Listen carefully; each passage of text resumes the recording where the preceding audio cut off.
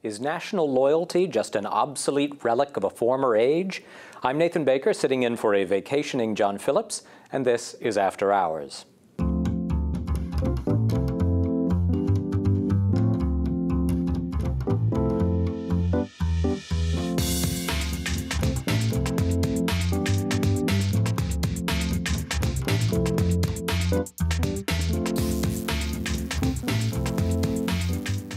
There's a theme that seems to be emerging in some of the biggest stories in the news recently, and that theme is loyalty.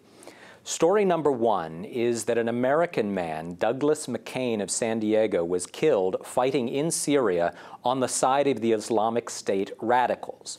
A second American from Minneapolis was killed as well. The Washington Times reports that around 300 Americans are fighting for ISIS in addition to those two, and thousands more are from other Western First World nations. Douglas McCain and those like him abandoned not just loyalty to a country, but loyalty to the most fundamental humanist concepts of the Western world to fight for a medieval ideology that beheads unbelievers. Why? Story number two is the decision by fast food giant Burger King to buy Canadian donut chain Tim Hortons and relocate their combined headquarters to Canada. Burger King claims this move isn't about taxes, but the U.S. is one of the only countries in the developed world that taxes companies on all their global profits. Should companies remain loyal to America even if they are taxed more here? And story number three comes from Enrique Peña Nieto, the president of Mexico, who was visiting California the other day and called America, quote, the other Mexico, unquote, in a speech to lawmakers. He said it in Spanish, remarking that pretty much everyone in California would still understand him, and he's not wrong. Untold millions of Mexicans have crossed the border and settled here. And a Pew study from a few months ago revealed that a full third of Mexicans would move to the United States if they were allowed to. Is the idea of national loyalty just hopelessly obsolete? To a certain extent, it seems to be. Any country on earth is less than a day's travel away. And we're seeing the rapid transfer of loyalty from one nation or cause to another and back again. And yes, there are real dangers to that, both to our national security and national identity. But let's not forget, America was founded on issues of economic self-interest. Loyalists who blindly stuck with George III, for instance, are now seen through the prism of history as unpatriotic traitors. Patriotism and loyalty have incalculable value, but is a nation that does not protect the interests of its residents, just encouraging them to flee to other ideology. John F. Kennedy's famous line from his inaugural address, "Ask not what your country can do for you, ask what you can do for your country," may be a powerful appeal to the emotions, but shouldn't a nation continually re-earn the loyalty of all Americans, especially recent immigrants, by giving them the gifts of freedom, opportunity, inspiration that is supposed to be the great American promise? Here to explore these questions and much, much more is our all-star After Hours panel, fair-minded civil rights attorney Leo Terrell, who you can get on clearthecourt.com. Filling in for Tammy Bruce today is comedian and writer Stephen Cruiser. You can get him on Twitter at Stephen Cruiser. And author and PJ TV contributor Scott Ott, whose political satire you can find on Amazon.com. Leo, let's start with you. You remember the Tsarnaev brothers, the Boston bombers, who were essentially American. They grew up here since they were small children, but they never bought in to our national ideology anyway. They were so upset with perceived slights to the Islamic world, they thought it was morally acceptable to slaughter innocents by bombing the Boston Marathon. Is America really a melting pot, or are we failing to create new Americans because we encourage diversity over assimilation, leading to the kind of disaffection that would cause someone to move and go fight for jihad in Syria? Look, this country is a country that every person on the planet envies. They want to come here and live the American dream. Okay. But let's remember one thing. There's 340 million Americans. For me to see that there's maybe 100, 200 disloyal Americans who are going overseas and acting as mercenaries, I'm not concerned about those numbers. When you look at the totality of the situation, when people are from all over the world wants to come here. We have a few dissatisfied Americans, but that does not reflect those who want to come here and live the American dream. Well, I totally get your point that it's a small proportion of people that we're talking about, but these small proportions can cause disproportionate damage. Look at the chaos caused by the Tsarnaevs. Or if any of the 300 radicals fighting for ISIS were to come back into the country, we just saw ISIS pitching people to go to Ferguson, Missouri and make things worse there. So shouldn't we be more worried even if it's a small number? Oh, let me point out the American spirit. When we had that 9/11 bombing, this country was united 99.9. This country rallies behind disaster. Boston strong. Remember the tremendous amount of support. This country rises to a challenge when its national issues and patriotism is being challenged. Well, that's a very interesting point, and let me throw that to Stephen.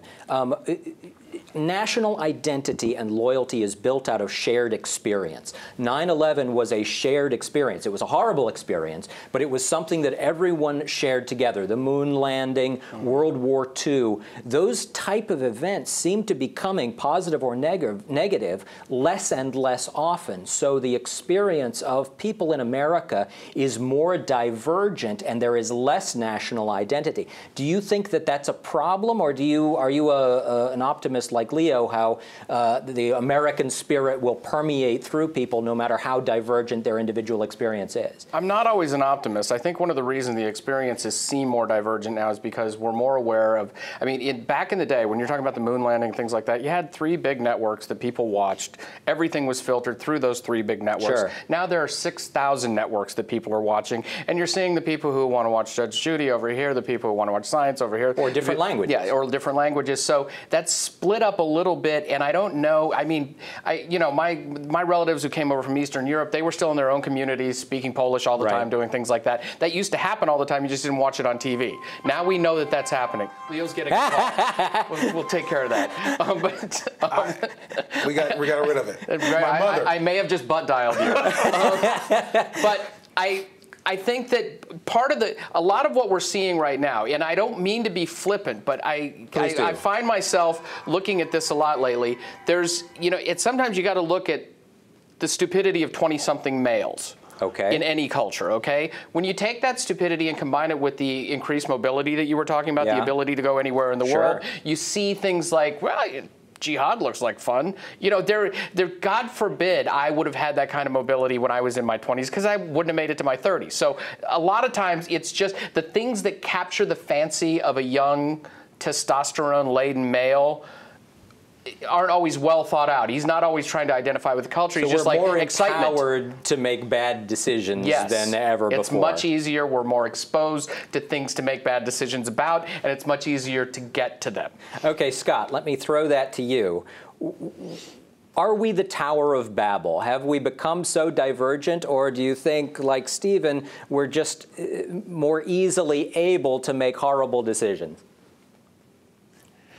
Well, that's an interesting analogy. I mean, the Tower of Babel became what we know it to be because humans sort of rose up on their hind legs and decided that they were going to exceed God, that they were going to build a tower to the skies, and that they were going to essentially, be greater than God. And the Lord confused their languages essentially to keep them from conspiring to do something awful, and he kind of scattered them all over the place. No, I think that this is actually a salutary phenomenon, that these guys want to go over and fight for the Islamic State. In fact, I think we ought to give them free transport on any of our military planes that are flying over there. And we ought to just, we'll take you right to Syria, and we'll actually let you jump right out of the plane over Syria with or without a parachute. Let's find out whose side you're on, if you want to declare yourself that way. I don't think that there's any big change in patriotism in the United States. I tend to agree with Leo. Most people love the idea of America. And I also agree with you, Nathan, in the sense that the United States of America, if it's going to remain competitive, shouldn't be afraid of a little competition. If there any other country in the world that's better to go to, well, bring it on. I'd love to see them all competing to be the most free, the most vibrant, the most prosperous. Can I just mention one other point? Sure. When Osama bin Laden was killed, Americans came out of their house, took out American flags, rallied around the White House.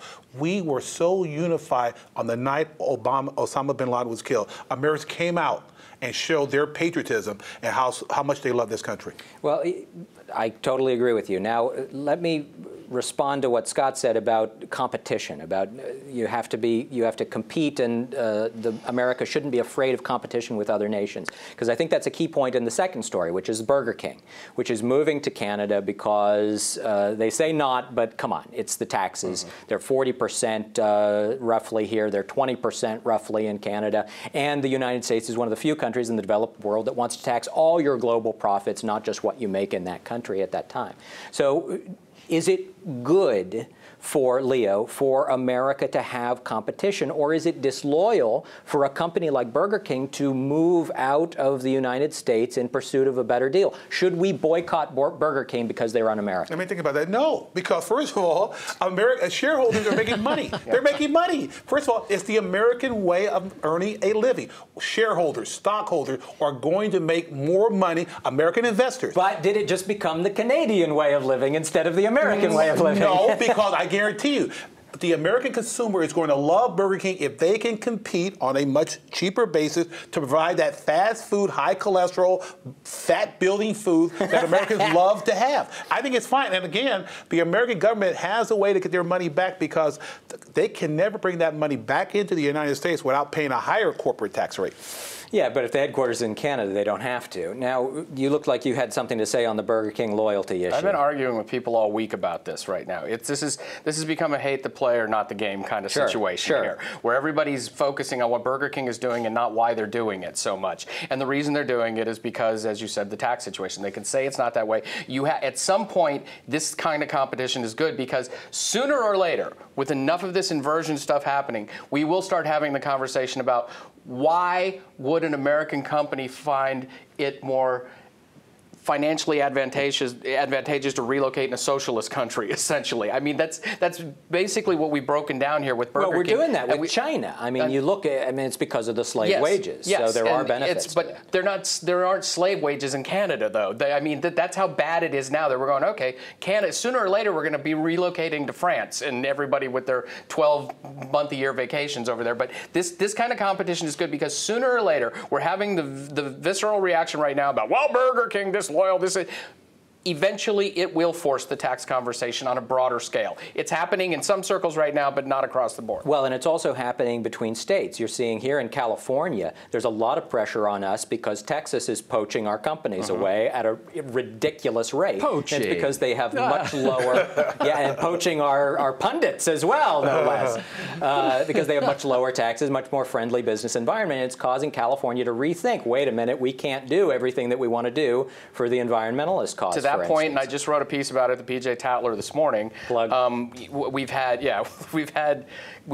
entertainment industry, film and television production jobs fleeing the state forever to Canada, to Georgia, to New York, everywhere. The governor and the state finally got on board right now to cook up some tax breaks, $330 million, which is triple what it was before. Yes, and then that will eventually force the conversation about the business environment that made the production leave in the first place. But for now, they're trying to woo the people back. So yes, it always, and it's a long. We're so enamored with the 24-hour news cycle that we want everything to happen right now. But these kinds of things, the growing pains, they need to work themselves out, and it's a long process. We want there to be a bad guy. We always want there to be someone to blame. How many people are in favor of free markets, competition, capitalism? Because that's what we're talking about. And then on the other hand, we're talking about what can we do to stop this guy? So you can't have it both ways. Free market, capitalism, growth, let the market work itself out, keep government out of business. Which is why I love the Kardashians.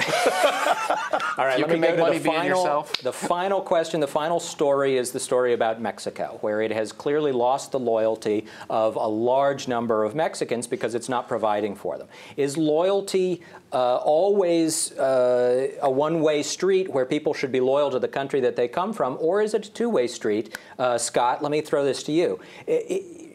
and let's talk about America specifically, just using Mexico as a kicking off point. Is there a point at which Americans are justified in not being loyal to America if it is not meeting their needs and promising them the freedom and opportunity that it should?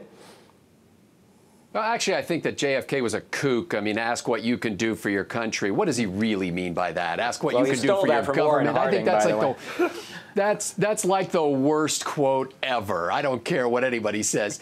You know, I think that, first of all, Burger King is going to Canada for one reason and one reason only, and that is monarchophilia. They just love kings and queens over there, and so that's what's happening there.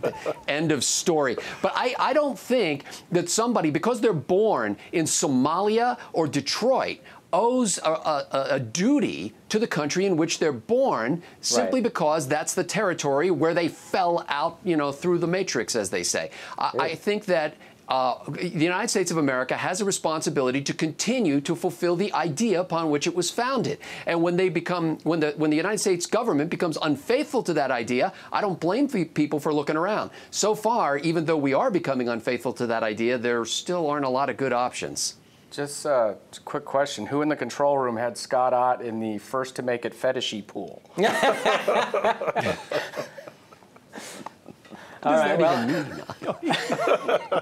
thanks to our After Hours panelists Leo Terrell, Stephen Cruiser, and Scott Ott. If you'd like to make a comment on today's show, you can do so in the comment section below. I'm Nathan Baker, and this is After Hours. Thank you for watching.